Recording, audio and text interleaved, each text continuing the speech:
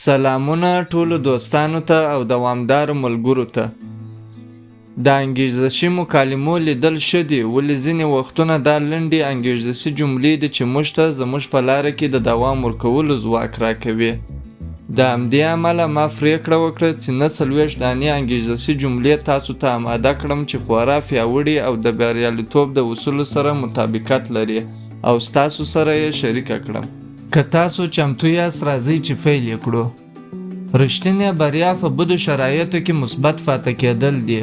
هره ورځ یو لوی شانس دی په داسې حال کې چې ډیر خلک لا هم وایي چې دوی بد شانس دي، مګر همدا نن ورځ یو شانس دی. مهمه نه ده چې تاسو څومره قرار مخته ځئ، ځکه همدا چې تاسو مخته حرکت کوئ د ډیرو هغه خلکو څخه تاسو غوره یاست چې هیڅ حرکت نه کوي. د هغه کار څخه چې تاسو ډیره ویره لرئ دقیقاً هغه کار دی چې باید یې همدا اوس وکئ. یوازې هغه وخت آرام وکئ کله چې تاسو خپل هدف ترلاسه کړئ. هغه وخت پر آرام کولو باندې خوند اخیستلی شئ. 4 جمع پر 5 کیږي نه، 3 جمع پر 6 هم کیږي نه. که یوه طریقه کار ونه کړي اندېښنه مه کوئ، ځکه چې د یو کار کولو لپاره یوازې یوه لاره نه ده. د بریالیتوب ترلاسه کولو لپاره ډیرې لارې شتون لري. بدلون تاسو خپله یاست. کوچني خلک خپل د شاوخوا بدلولو لپاره همیشه غرغر کوي، مګر لوی خلک خپل ځانونه بدلوي. اسانه انتخابونه د سخت ژوند لامل کیږي. سخته لاره انتخاب کړئ او اسانه ژوند وکړئ. دا تر ټولو بهترینه لاره ده. یوازینی محدودیت فقط او فقط تاسو یاست. دا په ورځ کې 100 ځله ځان ته ووایاست.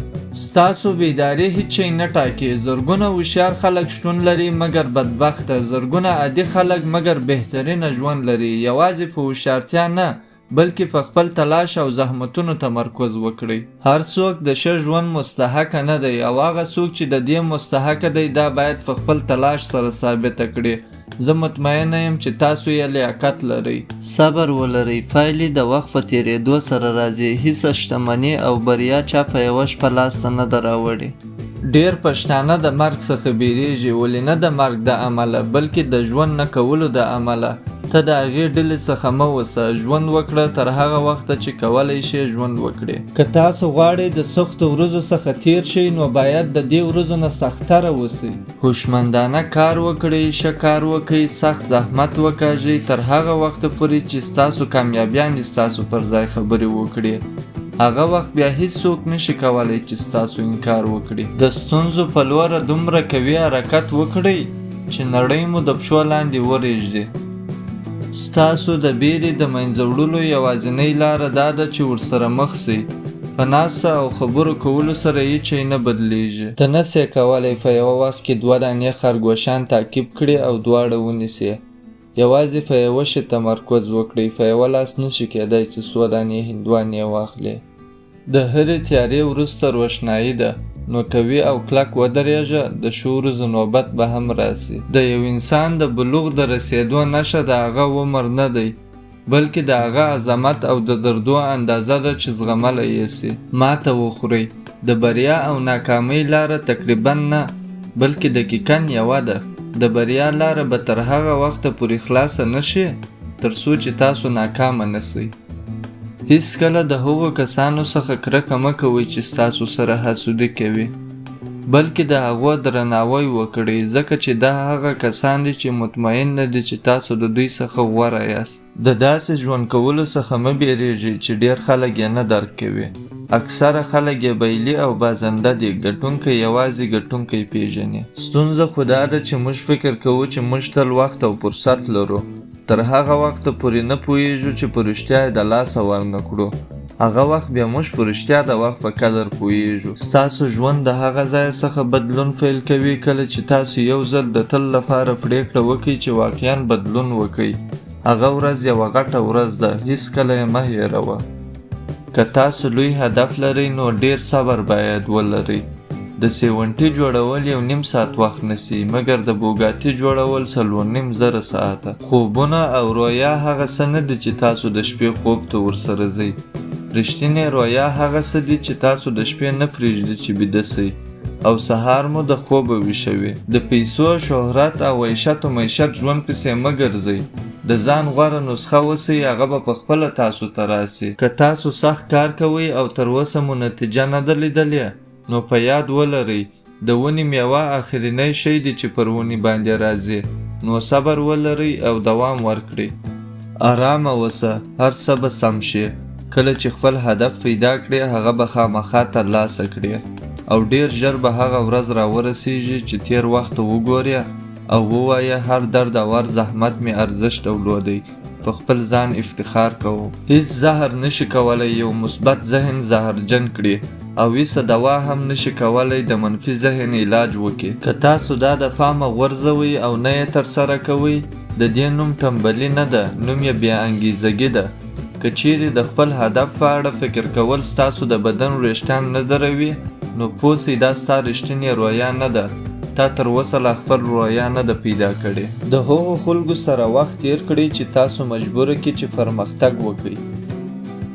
تر ټولو کوچنی کار چې تاسو یې کوئ تر 1000 ساعتو خبرو او د 200 ساعتو خیالو لیدلو څخه غوره دی. نو پوسه نور د کار کولو وخت دی. هغه څه چې تاسو ورته اړتیا لرئ نه شتمن پلار دی، نه د افغانستان څخه بهر اوسېدل او نه هم شانس، یوازې د فیل کولو جرأت غواړي. د 1000 کیلومترو سفر یوازې په یوه ګام سره شروع کیږي. که تاسو لا نه دی شروع کړی، نن ورځ اولنی ګام واخلئ او شروع یې کړئ. که تاسو سهار وختي د خوبه پاڅیږئ او د شپې تر ناوخته پورې کار کوئ، مبارکي درته وایم. شایسته او لوی بدلون مو په تمه دی. یوازې لاس در سره د انسان خوشحالي په بهرنیو حالاتو پورې اړه لري، مګر هغه نور نوي در سره په دې پورې اړه لري چې موږ شرایط څنګه تفسیر کوو. کله چې ټنبلي درځي د ځانه دا پوښتنه وکړه که همدا اوس نه نو کله، که زه نه نو څوک. یو زمری هیڅکله د ښکار لپاره خیالونه نه جوړوي، هغه یوازې پورته کیږي او ترسره کوي یې. ته زمری نه یې، ته تر زمري هم لوړ مقام لري. ما ته مهمه نه ده چې څومره سخته ده، زه به یې خامخا ترلاسه کړم. دا هغه خبره ده چې هره ورځ یې بریالي خلک د هندارې مخ ته ځان ته وایي.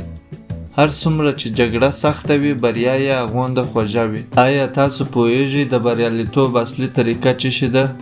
1% بخت، 1% استعداد او 98% هیڅکله نه تسلیمېدل.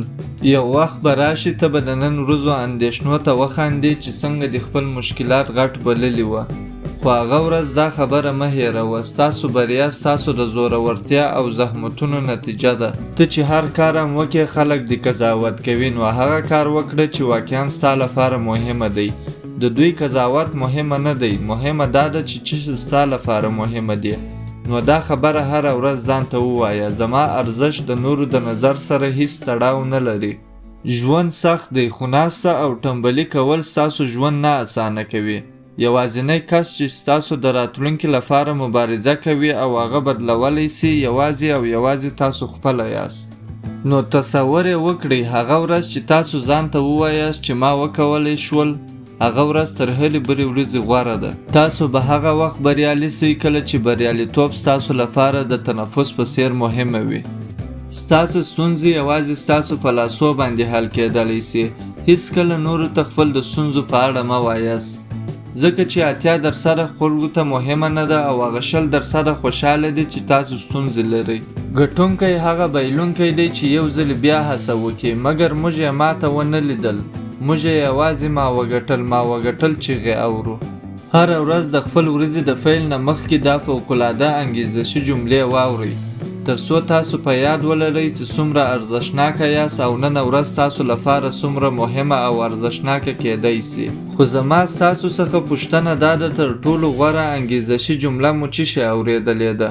خپل جواب مو په کامنټ کې ولیکئ او زموږ د ملاتړ لپاره چینل سبسکرایب کړئ. امیدواره یم چې همیشه کامیابه او سربلنده اوسئ.